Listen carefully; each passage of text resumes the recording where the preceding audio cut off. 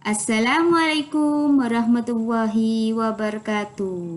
Hai anak-anak, hari ini kita akan belajar mata pelajaran fikih dengan materi hukum dan tata cara mandi setelah haid. Kemarin kita sudah belajar tentang pengertian haid dan waktu keluarnya haid dan larangan bagi perempuan haid. Yang sekarang kita akan belajar tentang hukum dan tata cara mandi setelah haid. Hukum bersuci atau mandi setelah haid adalah wajib sesuai dengan perintah Allah Subhanahu wa taala. Tanda bahwa seorang perempuan telah suci dari haid apabila sudah tidak ada darah yang mengalir, sudah tidak ada bekas bercak darah berwarna kecoklatan.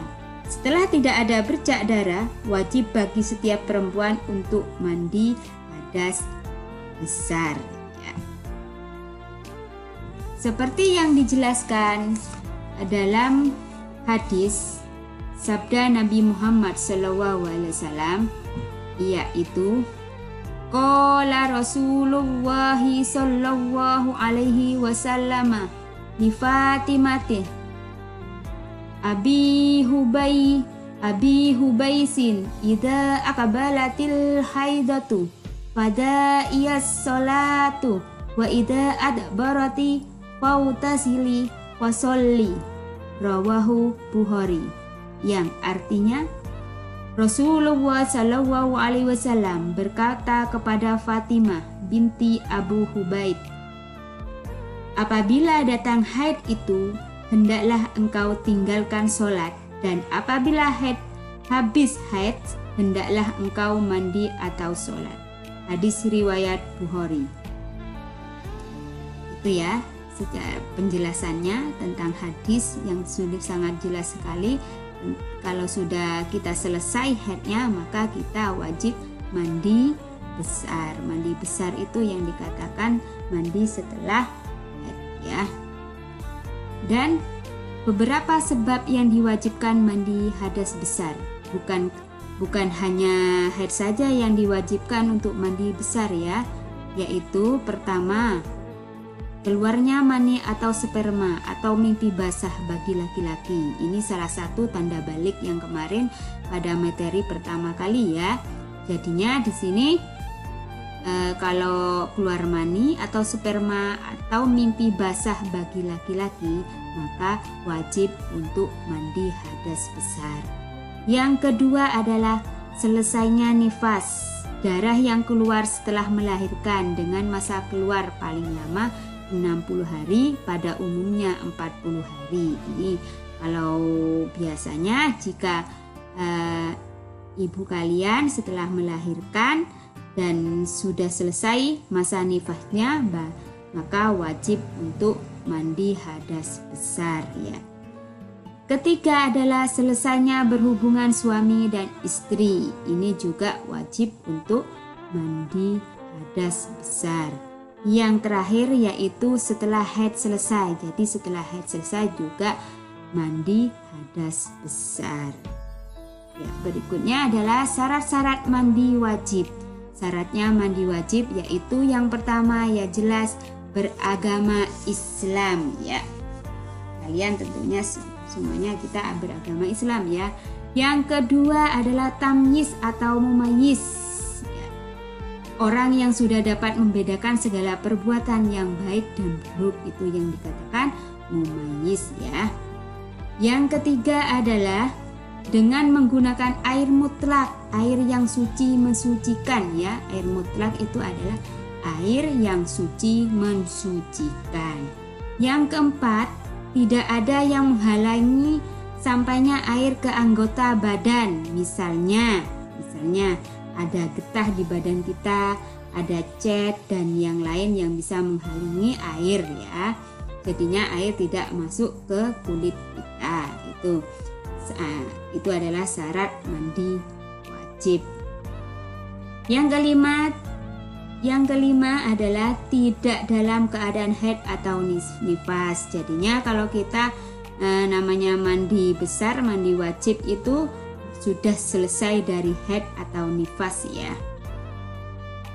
Berikutnya adalah Rukun mandi wajib. Rukun mandi wajib yang pertama adalah berniat kepada Allah untuk mensucikan diri dari hadas. Bagaimana niatnya anak-anak? Kalian sudah hafal? Ya, kalau sebelum hafal, mari kita baca bersama-sama ya. Bismillahirrahmanirrahim. Nawaitul wusla liraf'il hadasil akbari minal haidi fardholillahi ta'ala. Ini ya, niat dari mandi besar haid ya. Yang artinya dengan menyebut nama Allah, aku niat mandi untuk menghilangkan hadas besar dari haid fardu karena Allah Ta'ala. Yang kedua, rukun mandi wajib adalah menyirami air ke seluruh tubuh sampai merata. Artinya semuanya harus disiram mulai dari kepala, dari rambut ya, dari atas sampai ke bawah sekujur tubuh gitu ya. Berikutnya anak-anak, tata cara mandi wajib. Tata cara memandi wajib yaitu yang pertama adalah membaca basmalah dengan niat menghilangkan hadas besar melalui mandi. Setelah itu membasuh kedua telapak tangan. Jadinya kita membaca basmalah dengan niat menghilangkan basmalahnya, disambungkan basmalah dulu, setelah itu membaca niatnya, doanya ya. Berikutnya adalah beristinja dan membersihkan segala kotoran yang terdapat pada kemaluan. Jadinya kita membersihkan semua ya yang ada di kemaluan, kotoran itu dibersihkan. Yang ketiga adalah berwudu seperti ketika hendak melaksanakan sholat, berwudu ya. Yang keempat, membasuh kepala dan telinga sebanyak 3 kali. Yang kelima, menyiram air ke seluruh tubuh dari rambut sampai jari-jari kaki. Itu ya tata caranya mandi wajib.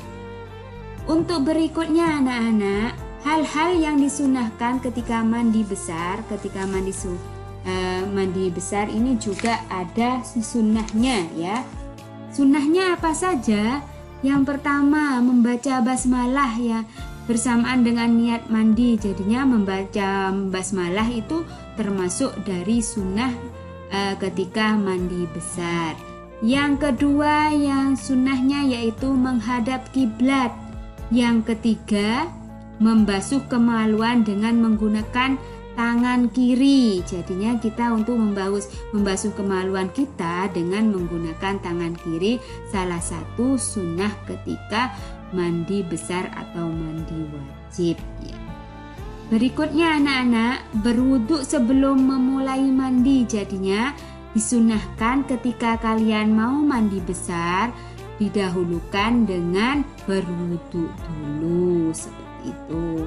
Yang kelima anak-anak, membasuh badan 3 kali. Jadi kita membasuhnya semuanya 3 kali, itu disunahkan.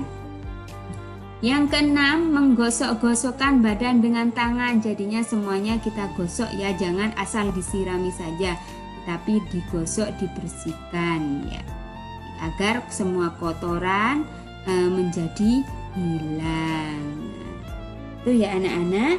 Dan berikutnya adalah hal-hal yang dimakruhkan. Jadi dalam mandi wajib itu ada juga hal-hal yang dimakruhkan ya.